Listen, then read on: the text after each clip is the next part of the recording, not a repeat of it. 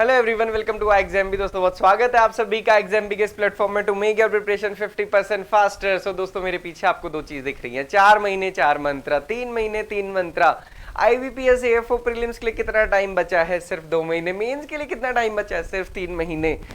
आज वो टाइम है जहां पे रुक के थोड़ा सा आपको सोचना है कि दोस्तों पिछले 4 महीने में जब आपने ये सपना अपना संजोया था या प्रिपरेशन स्टार्ट की थी, कितना आपने उस पर किया है और कितना नहीं। सिमिलरली जब 3 महीने बचे थे तब क्या प्रोग्रेस थी, और अब आप आज जब 2 महीने बचे हुए हैं तब क्या आप रेडी हैं उस प्रोग्रेस के साथ जो आपने प्लान की थी? ये क्वेश्चन अपने आप में बहुत बड़ा है। मैं हमेशा इसलिए कहता हूं दोस्तों, दो चीजें बहुत इंपॉर्टेंट है, दोनों बातों को समझिए। एक है जो आपको पूरा एक ऐसा एनवायरनमेंट मिलेगा सोशल मीडिया की वजह से जो आपको कहेगा कि सिर्फ और सिर्फ एग्रीकल्चर इज इम्पॉर्टेंट। दोस्तों एग्जाम भी कहता है कि 80% एग्रीकल्चर आएगा, 20% इंटरव्यू होगा। तो फिर जब यही है तो फिर प्रीलिम्स की क्या जरूरत है? अब आप समझ रहे हैं ना, जब प्रीलिम्स है तो प्रीलिम्स की इंपॉर्टेंस है। मैं अपनी हर वीडियो में फोकस कर रहा हूं दोस्तों, एग्रीकल्चर की इंपॉर्टेंस है, बट वो तभी है जब प्रीलिम्स क्लियर होगा। प्रीलिम्स क्लियर नहीं हुआ तो ये नहीं होगा। एक चीज समझिए, अगर मान लीजिए 50,000 बच्चे हैं, जस्ट एग्जांपल में बता रहा हूँ, ये इससे तो बहुत ज्यादा ही होंगे, तो आईबीपीएस ने डिसाइड किया होगा कि चलो हम 20,000 बच्चों का एक्चुअल में एग्रीकल्चर वाला टेस्ट लेंगे। तो सोचो 30,000 बच्चे कहाँ जाने वाले हैं? वो हटने वाले हैं प्रीलिम्स के बाद। बट अभी कितने बच्चे एग्रीकल्चर पढ़ रहे होंगे? सारे के सारे 50 के 50,000।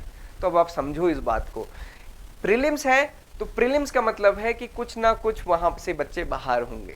सो दोस्तों कंपटीशन वो भी उतना ही इंपॉर्टेंट है जितना कि अंदर एग्रीकल्चर वाला। डेफिनेटली इसमें जितना अच्छा स्कोर करेंगे उतने चांसेस बड़े होंगे, बट वैसा ही प्रीलिम्स में कहानी भी है। इस बात की इंपॉर्टेंस मैं बहुत आपको समझाता हूँ, मैं बहुत फोकस करता हूँ, क्योंकि मैंने ये देखा है बच्चे मेरे से सिर्फ एग्रीकल्चर की बात करते हैं, और वो तब करते हैं जब मैं उनसे एक सिंपल परसेंटेज का क्वेश्चन पूछ लेता हूँ तो उनको वो नहीं समझ आता है। मैं नंबर सीरीज का सिंपल क्वेश्चन पूछ लेता हूँ, नहीं आता है।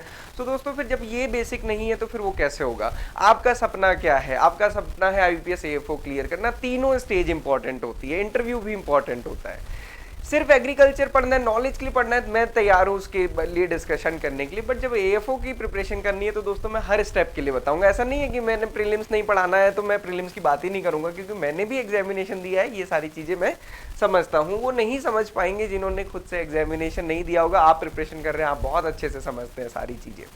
सो दोस्तों सितंबर का महीना आ चुका है, सितंबर का महीना, अक्टूबर का महीना, नवंबर में आपका एग्जामिनेशन।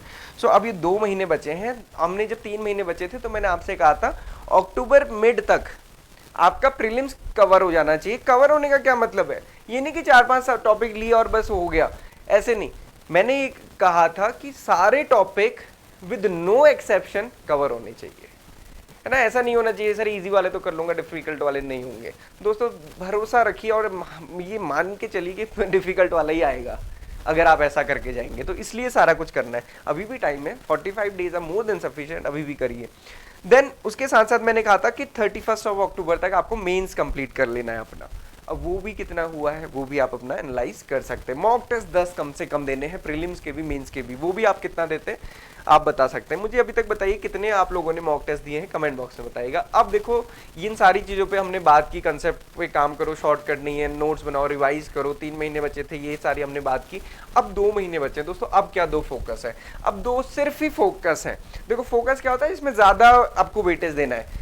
मीन्स पढ़ना है, मैं मना नहीं कर रहा हूँ उसके लिए, मैं तो पढ़ाता भी हूँ ना मीन्स, तो मेरे को तो मैं डेफिनेटली उस पर फोकस कराऊंगा, बट प्रीलिम्स पे फोकस ज़रूर होना चाहिए, ठीक है। दूसरी चीज इंपॉर्टेंट क्या है, मॉक टेस्ट। अब ये बहुत इंपॉर्टेंट है, क्योंकि दोस्तों जिस हिसाब से एग्जामिनेशन का लेवल बढ़ता जा रहा है उस हिसाब से आपको मॉक टेस्ट तो बहुत ज़्यादा प्रैक्टिस करने पड़ेंगे। तो अब आपके लिए 2 मंत्र हैं जो नेक्स्ट 2 मंथ में या फिर अलॉन्ग विद दिस मंथ सितंबर और अक्टूबर में करना है। प्रीलिम्स की बहुत अच्छी तैयारी, दूसरी मॉक टेस्ट बहुत ज़्यादा प्रिपेयर करने या फिर टारगेट करने या फिर देने हैं। ये दोनों चीज़ें आपको करनी है, इससे ही आपका सिलेक्शन होगा। मॉक टेस्ट आपको हमारी वेबसाइट पे फ्री भी मिल जाएंगे।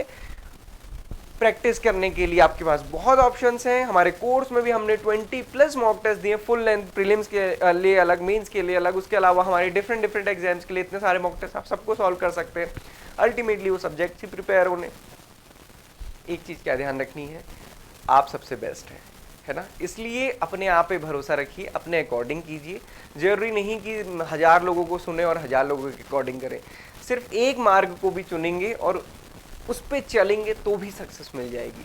तो इतना ध्यान रखना है कि चीज़ें सारी की सारी करनी है। प्रीलिम्स सबसे ज़्यादा इंपॉर्टेंट है अभी के हिसाब में, मॉक टेस्ट करना है, मीन्स भी साथ में पढ़ना है, इंटरव्यू भी इंपॉर्टेंट है। सपना क्या है या फिर ख्वाब क्या है, एस्पिरेशन क्या है कि IBPS AFO क्लियर करना है। सो इसलिए जो भी स्ट्रेटजी है वो IBPS AFO के अकॉर्डिंग ही बनेगी। This is all for today. बहुत अच्छे से प्रिपेयर कीजिए, मेरी शुभकामनाएं आप सभी के साथ। कोई भी डाउट क्वेरी क्वेश्चन है आप कनेक्ट कर सकते हैं। Thank you.